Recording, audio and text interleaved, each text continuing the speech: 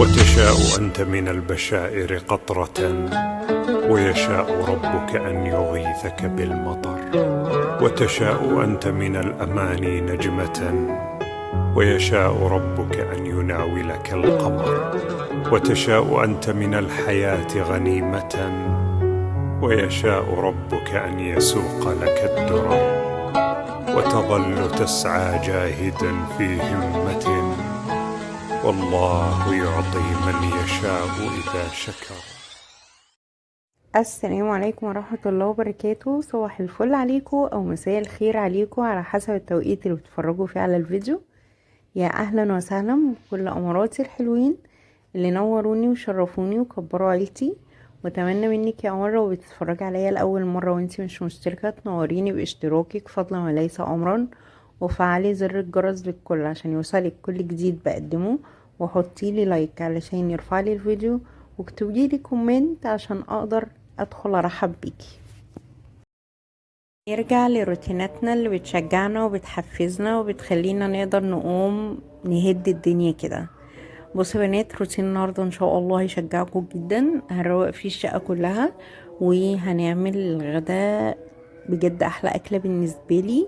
وملحوظه بس يا بنات، انا بغسل البطاطين في الصيف، لكن في الشتاء بتحصل ظروف بتخلينا نضطر نغسلها تاني في الشتاء وفي السقعة وفي الجو ده كله. فأحسن حاجة ان احنا نبقى شايلين الحاجة نظيفة. بجد الحاجة في الشتاء ما بتنشفش بسرعة ولا كويس خالص.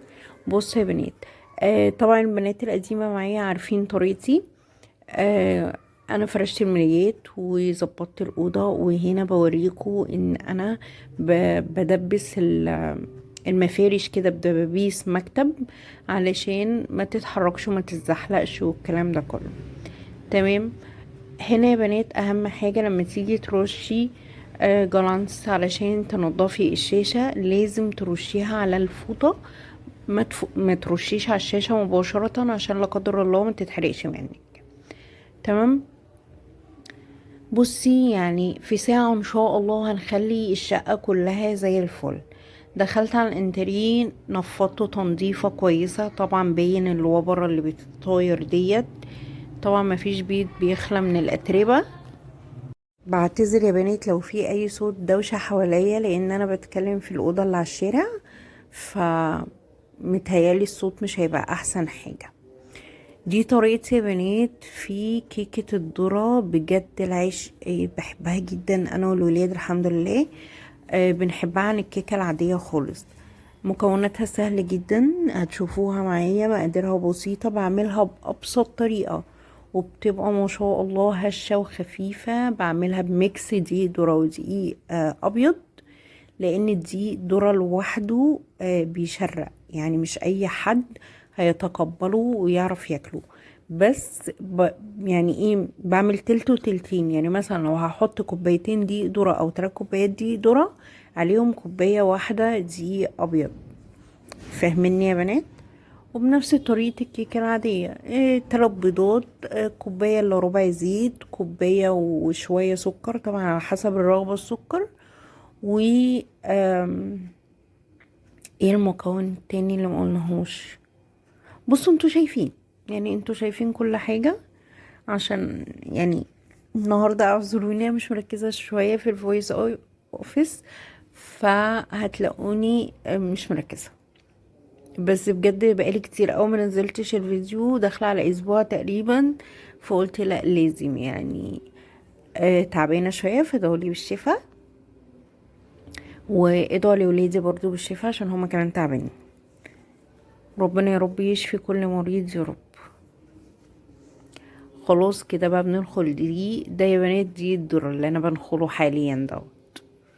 وخلاص بقى ننزل بالبيكنج باودر وهنقلب كل الكلام ده كويس. انا بحب الخليط يبقى متوسط، ولا خفيف قوي ولا تقيل قوي، عشان انا لاحظت ان في ناس بتعمل الكيك بيبقى تقيل جدا. ما جربتش بصراحة، بس اللي انا اعرفه ان ده سمك الكيكة بيبقى متوسط، ولا هو تقيل ولا هو خفيف. ندهن بقى الصينية بتاعتنا كويس. طبعا قبل ما ببدأ في اي حاجة ببقى مشغلة الفرن على اعلى درجة حرارة، ولما بدخل الصينية بتاعتي بظبطه على 180. بتقعد معاكي من نص ساعة لساعة الا ربع على حسب حرارة الفرن بتاعك. ديت انا كنت عملتها للفطار، وهندخلها الفرن وهنسويها وهنكمل يومنا عادي جدا.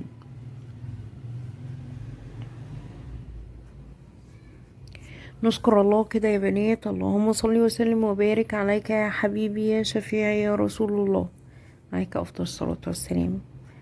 لو لسه بتتفرجي عليا وانت ما حطيتيش اللايك، فضلا من اخت لاختها حطي لي اللايك، لان اللايك بينفعني جدا وبيرفع لي الفيديو.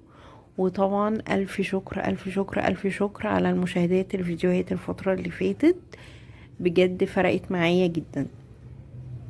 ادي شكلها يا بنات، ما شاء الله تبارك الله، حاجة تحفة.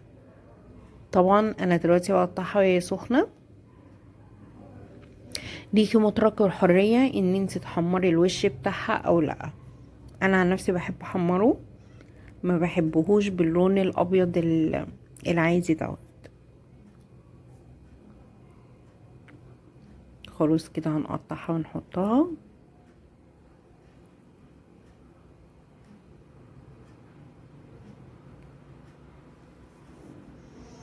بصوا يا بنات، ما شاء الله تبارك الله، تحفة. اول قطعة دي اتقطعت مني وانا بطلعها، بس هنشوف الباقي بقى. المفروض اصلا يا بنات نصبر عليها شوية وانا اقطعهاش وهي سخنة. الدخان طالع اصلا، مش عارفة باين لكم ولا لأ.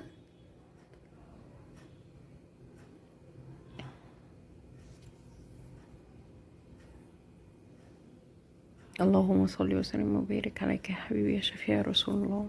بصوا يا بنات، يعني ما شاء الله تبارك الله، هشة وجميلة جدا. لأول مرة ببقى بسجل فيديو معاكم، مش عارفة اتكلم بجد، مش عارفة اسجل اي حاجة. فبجد لو انا تقيلة في الفيديو دوت اعذروني واستحملوني. طبعا في اول الفيديو باين ان انا كنست الحافظة وشيلتها، ودلوقتي بمسح يعني المعتاد اللي بحطه في مية المسيح عندي. بصوا انا ما بقيتش نفسي بحاجة، يعني كرول شغال، كلوروكس الوان شغال، فينيك شغال، ديتول شغال، دوني شغال، مفيش اي حاجة. سنة صابون سائل واشتغلي بجد، هتلاقي السيراميك او البلاط عندك بيلمع. ما توقفوش نفسكم على حاجة يا بنات، لان الحياة بجد بقت غالية جدا، ولازم نمشي بيوتنا وامورنا بابسط الطرق. هنا بوريكم شكل الشقة بقى بعد ما اتنضفت وبقت زي الفل. وهندخل على المطبخ بقى، هنعمل احلى غدا وفي غسيل مواعين، وبصوا حاجات كده من الكل اللي بيحبها. هنا جبت اللبن هغليه. بصوا يا بنات، انا من الناس اللي بتتكهرب لما بتحط اللبن. ما ينفعش اتكلم مع حد، ما ينفعش اتلفت حواليا، ما ينفعش اعمل اي حاجة وانا بغلي اللبن. فحطيته ووطيت عليه خالص، لاني كنت خلاص عايزة اعمل للغدا. هنعمل غدا ايه النهاردة؟ هنعمل فتة. لو ما بتعمليش الفتة بالطريقة دي جربيها، ان شاء الله بإذن الله هتعجبك جدا. مبدئيا بالنسبة لي فتة يعني رز ابيض، ما ينفعش اعمل رز حبة وحبة، ما ينفعش اعمل رز بالشعرية، لا هو فتة يعني لازم رز ابيض. حتى والله لو عندي بواقي رز من الانواع اللي قلتلكوا عليها دي، لا بخليه في التلاجة لمرة تانية، ولازم رز ابيض. خلاص انا بشوحه بشوية زيت او سمنة، بس المعتاد معايا في الرز الزيت، وبحط الملح وبشوح شوية كده لحد ما يبيض بس معايا، وبحط المية بتاعتي وخلاص يغلي ونوطي عليه. تعالوا بقى هنعمل الدقة بتاعتنا او الصلصة بتاعتنا. هنا بحط شوية زيت وبحط توم، وكان عندي بقايا كده من هريسة الشطة، بجد والله يا بنات تحفة جدا جدا جدا. يعني انا بقالي فترة خلصانة من عندي مفتقداها. هنشوحها بس هنحاول ما نخليهاش تاخد لون معانا، وهننزل عليها بشوية خل. بصوا انا والله مسرعة المقطع جدا جدا، ورغم من كده مش ملاحقة عليه في الكلام. خلاص كده نزلنا بشوية الخل بتاعتنا، وهننزل بأجمل حاجة في الدنيا بجد اللي هي ايدي ورجلي، الصلصة المتفرزة. لما ما بتبقاش عندي بحس ان الأكلة صعبة. اتعودت اصلا ان انا ابقى مجهزة كل حاجة. ظروف زي دلوقتي كده مثلا الواحد بيبقى تعبان، فبيبقى مش قادر على فكرة يقوم يعمل كل حاجة. فلما بتبقي مسهلة عليكي الدنيا كده، لا بجد هتخش المطبخ ربع ساعة نص ساعة هتلاقي الأكل بتاعك كله جاهز. غير بقى لما تجيبي قوطة ولسه تغسليها وتعصريها وتضربيها وتسبكيها، لا الموضوع بيبقى صعب قوي. بص يا بنات، مش كل الناس تعرف التركية دي. التركية دي بتفرق قوي في طعم الفتة بتاعك. اول حاجة انا بحب اعملها بالعيش البلدي بتاعنا. آه لو عملتي بعيش شامي ما اظنش ان هي هتبقى فتة، يعني هتبقى حاجة تانية. العيش الشامي ما بيستحملش اصلا وبيشرب السوائل بسرعة. المهم خلينا في التركية دي عشان نطوش من بعض. بجيب معلقة سمنة محترمة كده كبيرة على حسب كمية الصينية اللي انا عاملاها، وبنزل بتومة، كام فص توم كده مفرومين، طبعا ده توم متفرز عندي، وبحط ملح وفلفل اسمر، وبشوح كل ده. بس لازم ايدك تبقى على النار علشان العيش ممكن يتحرق منك في اي لحظة، ما بيستحملش اصلا. فوطي العين كويس جدا النار بتاعتك، وشوحي كده شوية، خليه ياخد لون كله كده مع بعض. خلاص هنزل بقى بالشوربة بتاعتي. انا ما بحبش اطر العيش قوي، في ناس ما بتحبهوش كده، بس بجد انا مش بحب الحاجة تبقى معجنة. يعني انا بحب كده لما اجي اخد معلقة احس كده ان في عيش وفي رز. فاهميني يا بنات؟ طبعا هو الاكل اذواق. انا بحب اعمل صينيتين وبحطهم عشان كل واحد ياكل براحته. والفتة ما بغرفهاش في اطباق، يعني في الصواني كده بنحطها وبناكل منها. وطبعا بيفيد لتاني يوم دوت، بقى بيبقى اكل تاني يوم. تمام. طبعا هنا الصينية سخنة وانا بستهبل وعايزة اشيلها. تعالوا بقى هنعمل الدقة دولت. ميكس سمنة وزيت مع بعض. هنزل بالثوم،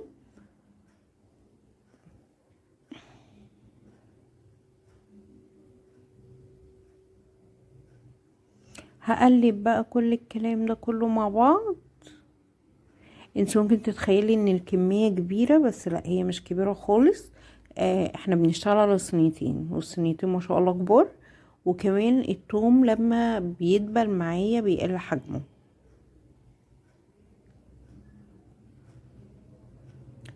بصوا يا بنات، لو تلاحظوا ايد شغالة هنا وايد شغالة هنا. انا كده يعني بحب اشتغل كده في ايه، في كام حاجة كده وانا واقفة عشان انجز وقتي.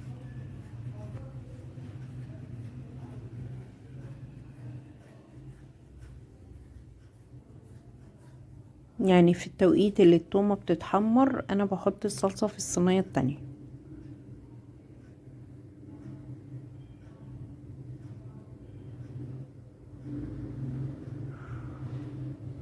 وايه دي بنية الشكل النهائي. ما شاء الله تبارك الله، يعني بألف هنا وشفا يا رب على كل اللي كل وعلى كل اللي اتفرج. وجربوها بالطريقة دي والله هتعجبكم جدا. انا عارفة ان انا ما قلتش تفاصيل قوي في الوصفة، بس انا اوريدي كنت منزلاها في فيديو قديم بالتفصيل. آه لو حد يعني كان معرفتش اوصفها لكم كويس الفيديو ده. وخلاص كده بألف هنا وشفا. تعالوا نشوف بقية يومنا هيبقى ماشي ازاي.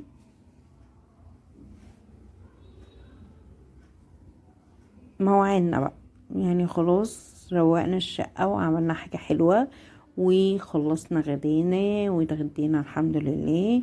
نيجي بقى في مواعين. طيب حد يقول لي يا هند انتي قلتي ان انتي هتاكلي في الصواني، ايه المواعين دي؟ لا، المواعين دي كانت من الصبح، ما كانتش من الغدا. لان يا جماعة احنا عادي، يعني زي قلت لكم قبل كده، زينا زي اي حد. في ممكن يبقى لسه في ورانا حاجة، بنبدي حاجة عن حاجة في التوقيت دوت. يعني انا مثلا كنت متأخرة في الغدا، فلا مش هقف اغسل المواعين واخر الغدا اكتر من كده، لا هقف وهعمل الغدا. بصوا هلم بس الدنيا من حواليا، هخلي الدنيا حواليا كده مرتبة، ان انا اقدر اقف واشتغل. وحتى في التصوير الدنيا باينة معاكم زي الفل، يعني لو ما جبناش الكاميرا عند الحوض الدنيا زي الفل معانا. فاهمين يا بنات؟ فالموضوع بالنسبة لي اولويات، وهم اصلا كانوا شوية يعني طبقين على معلقتين على كوبايتين، مش حاجة يعني، مش هياخدوا وقت معايا ولا اي حاجة. تمام. وطبعا لما كلنا الكيك بألف هنا، عملنا اطباق، فده مع ده مع ده الدنيا بقى ايه كده، بنلاقي كام حاجة حوالينا كده. اتمنى منك يا امورايا لو وصلتي معايا لحد النقطة ديت وانت لسه مش مشتركة معايا، نوريني باشتراكي فضلا وليس امرا، وفعلي زر الجرس للكل عشان يوصلك كل جديد بقدمه. واكتبي لي كومنت عشان بجد كومنتاتكو بتفرحني جدا. آم ولايك ما تنسونيش باللايك، وادعوا لي دعوة حلوة كده بجد عشان محتاجة دعواتكم. ادعوا لي ان ربنا يشفيني يا رب انا وولادي، ويتم كده شفينا على خير. طبعا ده طبق الميكرويف، انا وريتكم وانا بتكلم يعني اني انا بحطه يبوش كده عقبال ما اعمله. وهتوحشوني لحد الفيديو.